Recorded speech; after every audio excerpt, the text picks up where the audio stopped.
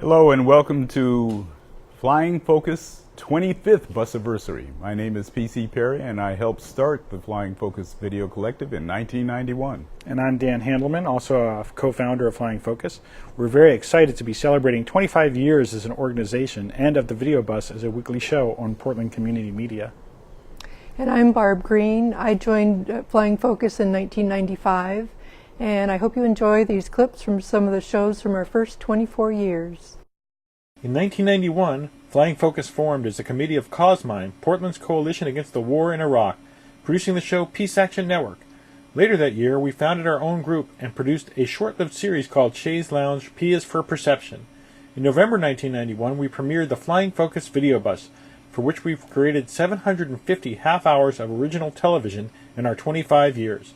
In addition, throughout the years, we produced over 100 longer shows featuring speakers and events.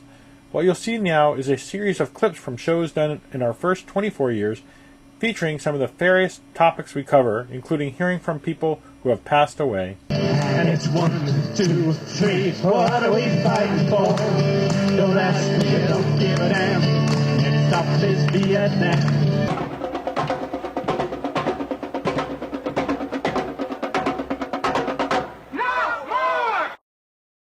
I called my family to Iraq. I might come and visit you. What do you want me to bring? My sister-in-law, who has several children, said one word to me. Aspirin.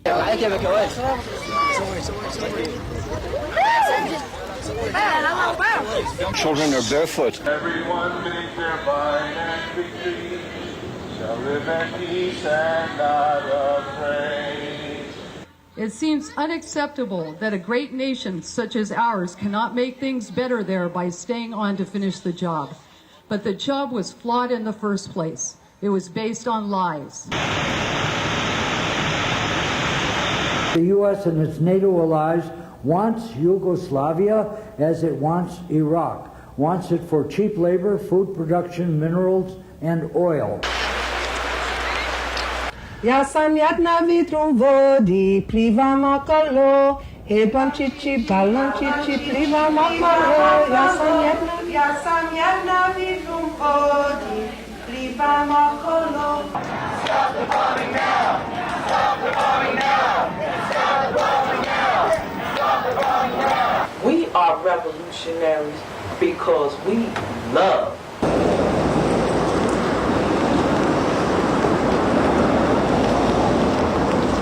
That cows are routinely fed sawdust, shredded newspaper, cement dust, feathers, plastic hay, and they're also fed processed sewage.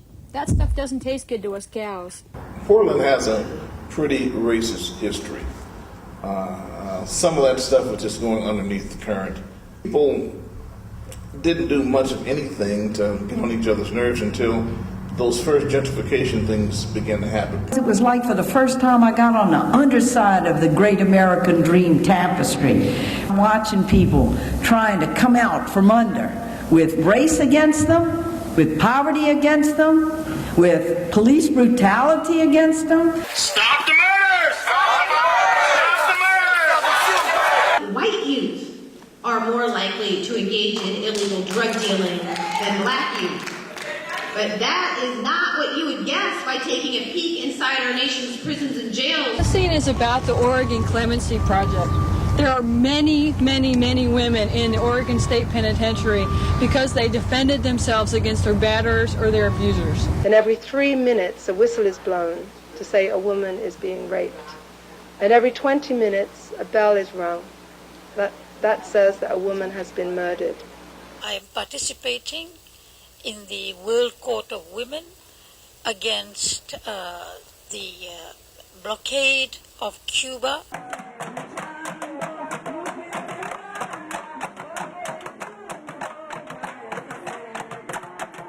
In the birth of democracy, we came up with a conflict model, right? Democracy and birth of capitalism.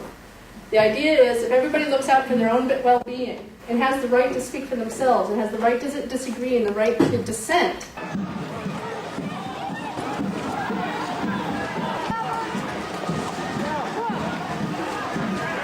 I'm not getting nothing for Christmas.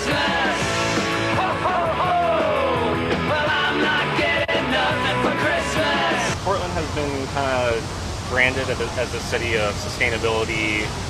Portland did a lot of great things back in the 70s with Tom McCall as our governor to really move environmentalism forward.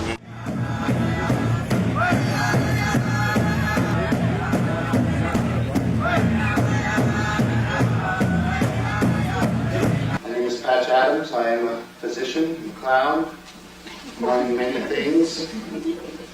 I entered medicine 30 years ago to use medicine as a vehicle for social change. I'm actually a social change artist. How do you organize timber workers? The next step is very simple. Safety, yes. Profits, no. Safety, yes. Profits, no. Safety, yes. Profits, no. Well, Paper Tiger began in 1981. A number of us had done a lot of activism around public television. In Project Censored, we say corporate news media, establishment news media. They would love it if everyone would say mainstream media. It's not mainstream. With being in a war where fear and death is the essence. If things are out of balance,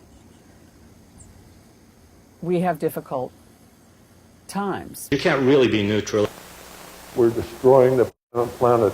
And in this moment is all you have. And next moment, let's not trash it. Let's honor it. Please remember this survivor's words. Maybe we should establish a Department of Peace. It's a moment of fear of the rise of empire that we're seeing, and potentially a moment of hope that there are some ways that drive towards empire might be challenged. We must reinvent civil disobedience in a million different ways and become a collective pain in the ass. Democracy now. Welcome again to the Flying Focus 25th Busiversary. Now that you've seen some clips from our past, we'd like to share some clips from 2015 through October 2016. On the Busiversary, we come out from behind the cameras to share why we do what we do. This past year, we produced 25 new episodes of the Video Bus for a total of 14 different programs. This year, I taped or coached other people on 11 of the shows you're about to see. If you want to get involved, call us at 503-239-7456 or 503-321-5051, or write us, ffbc@flyingfocus.org. So we're going to start this year with shows on foreign affairs. The first show is one Dan and I co-produced about a presentation by 3 people who went to Vietnam in 2015. This show was taped at a Peace and Justice Works meeting, which is another group that I'm with, and it was recorded by Joe Anybody, who's a frequent contributor to Flying Focus. What you're about to see is Desiree Helgers of Peace and Justice Works, Becky Looning of Portland Vets for Peace, and Don Blackburn of Veterans for Peace in Vietnam, talking about hazards from Agent Orange and other chemicals. One of the kind of horrifying elements of the trip also was a visit that we made to the War Remnants Museum, formerly known as the Museum of American War Crimes, and to see representations of the effects of Agent Orange, to see representations of some of the atrocities that happened during the war, and to be confronted with those. As an American, it seems as though we are so, particularly those of us who didn't fight during the war, are so insulated from the effects of the war. There's a lot of cases where people are hidden away in back rooms in their homes out in the country, and no one would ever know. The numbers have grown. When I first went to Vietnam in 2002, we had a talk from someone who was giving us a lot of anecdotal evidence of that.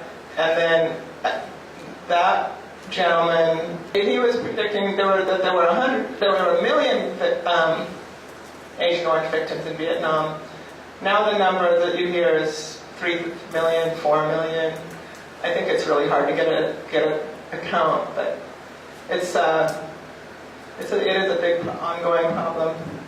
Yet our government continues to deny benefits to the Vietnamese victims of Agent Orange while paying off American veterans, well, sort of miserly, but paying them off for the very same physical conditions. But they're denying it to the Vietnamese every time the Vietnamese delegation often supported by VAVA comes over to America, some technicality comes up. Oh, it wasn't intended to be used as a what do they call it? A war. It's not a war crime because it wasn't designed to cause harm to human beings, only to vegetation. In addition to that show and another I co-produced with Barb, I produced 4 other shows this year. I also helped with editing on all 14 shows.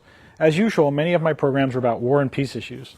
The clips you'll see now are of Brian Willson, a veteran who went back to Vietnam for the first time, voluntarily as he put it, in early 2016.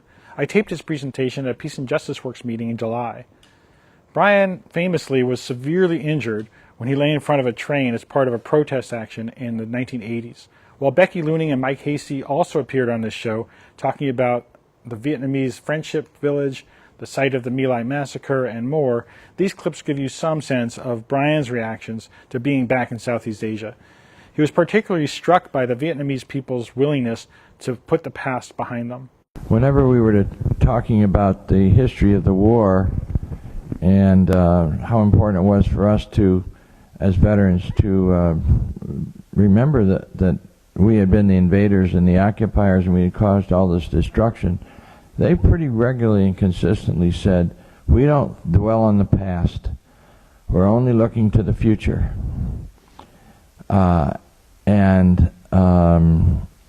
That was very consistent throughout our trip, that sentiment.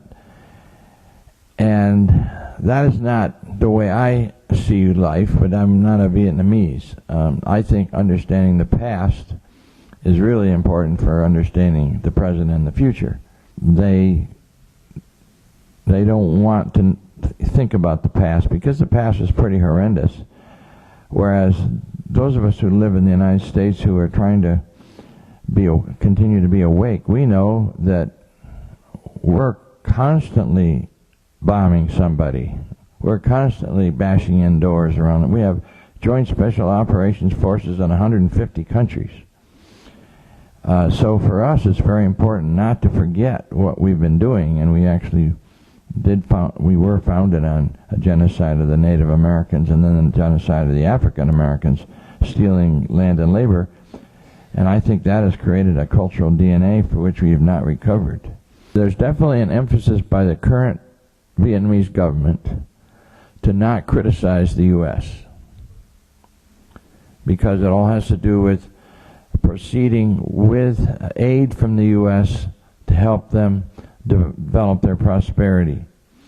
There's a whole atmosphere of toning down criticism of the U.S. war and criticism of the U.S. This next show was also taped at a Peace and Justice Works event that I helped organize. It was recorded by PC along with new volunteer John Pacheco in January, marking exactly 25 years since the so-called Gulf War began.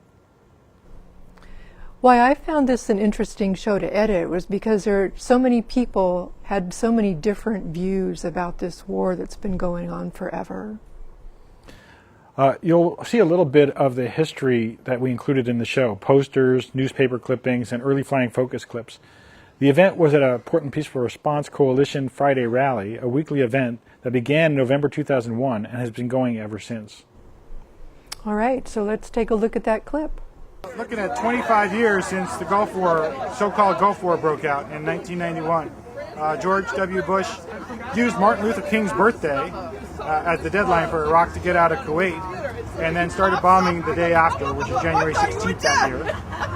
There had been a march of about 12,000 people here in Portland, 12 to 15,000 people right here in Pioneer Courthouse Square that same week. I have seen too many wars in my life. My husband was a World War II veteran, and that was a terrible war. It caused him a lot of trouble the rest of his life. The people who go to war to fight other countries are inciting the terrorists. That you can't stop terrorism with terrorism. I've been coming to these anti-war demonstrations probably since about 1991.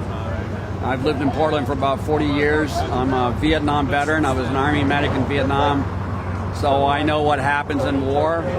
I've often said that lying is the most powerful weapon in war. And this is a banner I put together about a year or so ago. The U.S. has bombed 28 countries since the end of World War II. In fact, now it's 30 countries, so you want to add Yemen and Syria. I remember weeping on the same very street when there was a return for veterans of Iraq, and there were planes that dove down so close and were so loud that the anti-war movement on this street was in tears. There was wailing and grief, and for me, the war in Iraq represents that day, that grief, that sadness, and that wailing to see innocent children and innocent people still dying. We need to have a more transparent government. Okay, so now I'm here with Aiden Samuel John. Good to have you, Aiden. Wonderful being here. Yeah, how long have you been with Flying Focus now? I've been with Flying Focus about a year and a half. Year and a half, all Yes. right. And what's this show that you worked on? I worked on a show with PC about animal cruelty with regards to Patagonia. Right, right. And I edited that program, and I think you did a great job interviewing it. So did you. Thanks. But I think you were really friendly and helped people to feel really comfortable. Yeah, I just really wanted to get the information from people, not make them feel cornered or like they had to come with certain questions. And once we really got into what the cause was, they just couldn't stop talking. Yeah, yeah, they're really passionate about They are. that. Yeah, so let's take a look at the clip. They have jackets that have geese feathers in them.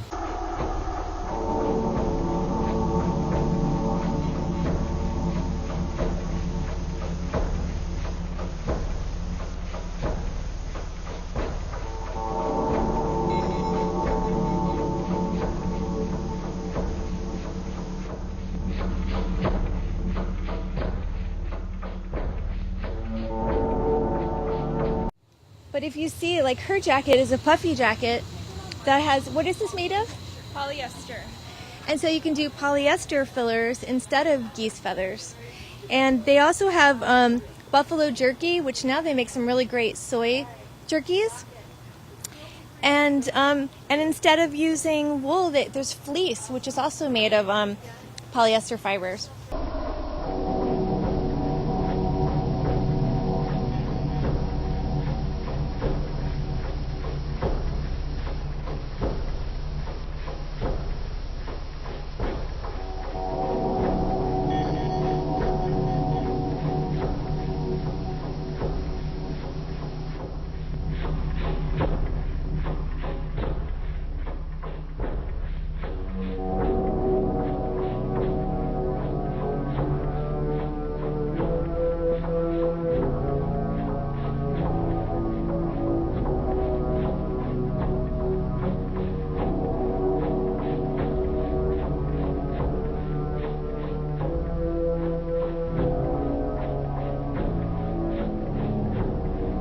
So basically we're just saying, hey, you know, you can make a few small adjustments and be completely environmentally conscious.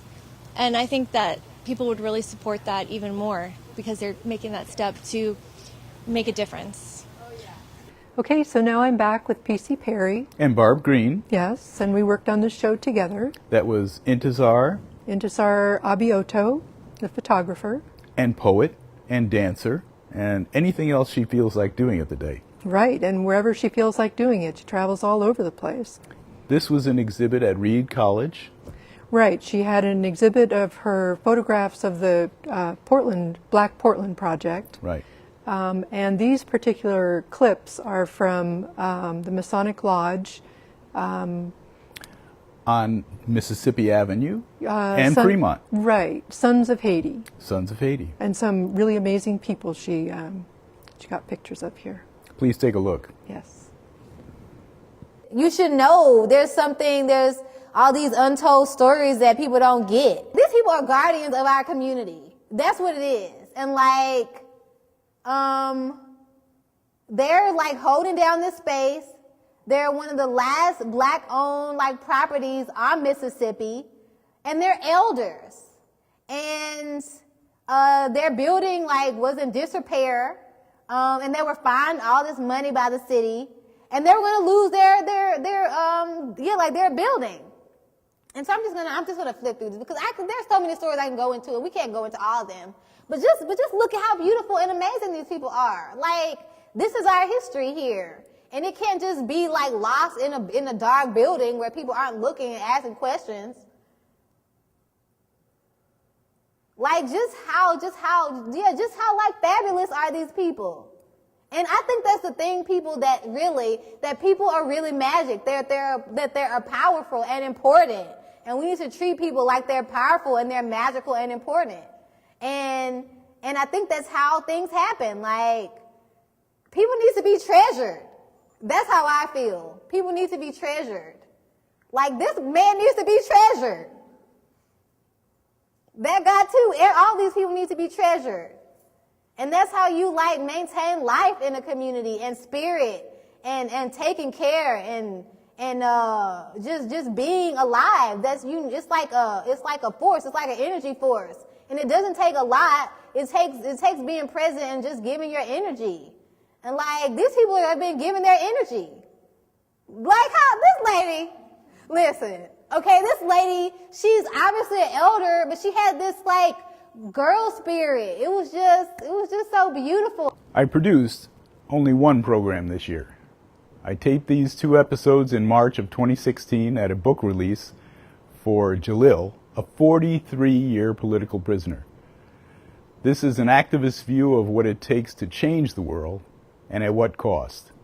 It's not a romantic view, but it does require humanity.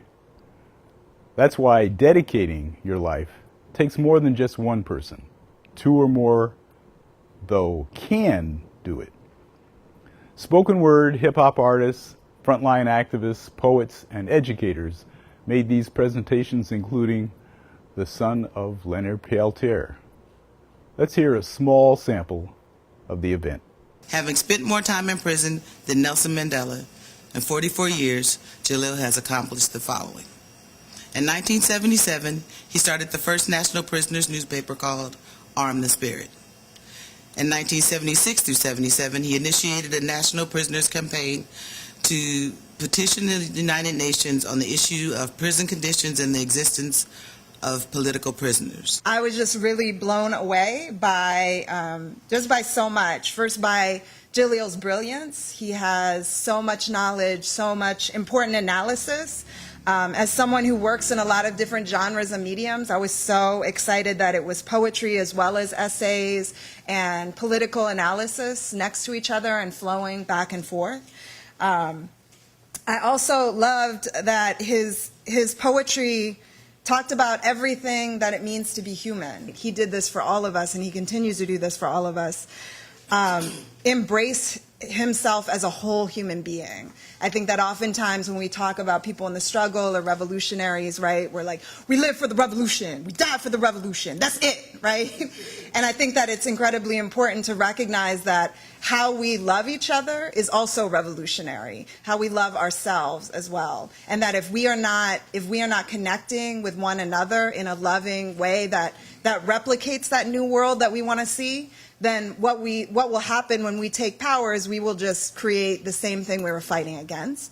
So I think it's incredibly powerful that Jalil not only gives us these blueprints for political and revolutionary thinking, but he also gives us this space to think about how do we want to engage with one another's hearts. We have to become a part of something on an ongoing basis. Do something to dedicate your life so that we won't have them locking us up anymore. Thanks for your help, April Adams, on the work at the Prisoners Show. And that does it for part 1 of the 25th Busiversary. I'm PC Peri of Flying Focus Video Collective. And I'm Dan Handelman. To get involved and or support Flying Focus, you can call us at 503-239-7456 or check for showtimes at 503-321-5051. You can also write to us at ffvc@flyingfocus.org. At Flying Focus, we're an all-volunteer, non-profit group funded by donations and video orders. Lend your voice to this important work.